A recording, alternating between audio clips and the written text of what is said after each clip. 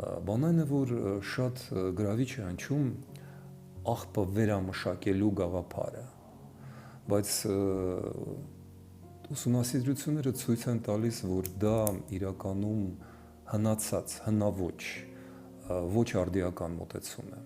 Աղբամշակումը իրականում հարց չի լուծում, որովհետև ամեն ինչ վերջանալու է նրանով, որ կանգնացնելու են մի 20, 30, 40 հոգի հնդիկներ, որոնք անելու են այն, ինչ չի անում քաղաքը եւ քաղաքացին, տարանջատելու են թուղթը, կենցաղային աղբը, պլաստիկը, երկաթը, մի մասը փորձելու են վերամշակել, մեծ մասը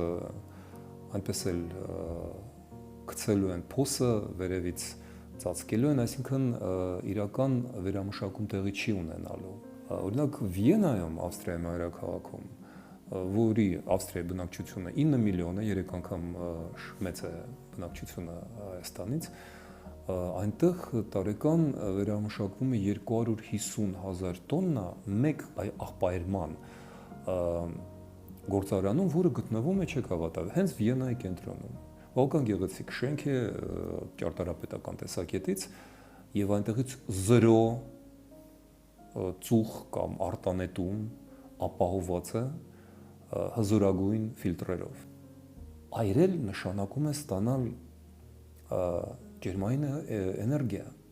եւ այդ ջերմային էներգիան կարելի է օգտագործել եւ եվրոպացիները այդպես էլ անում են։ Ստանալով այրվող աղբից,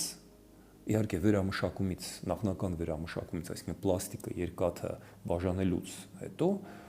ստանում են այն ջերմային էներգիան, որը օգտագործում է երկու եղանակով, որպես ջեռուցման միջոց,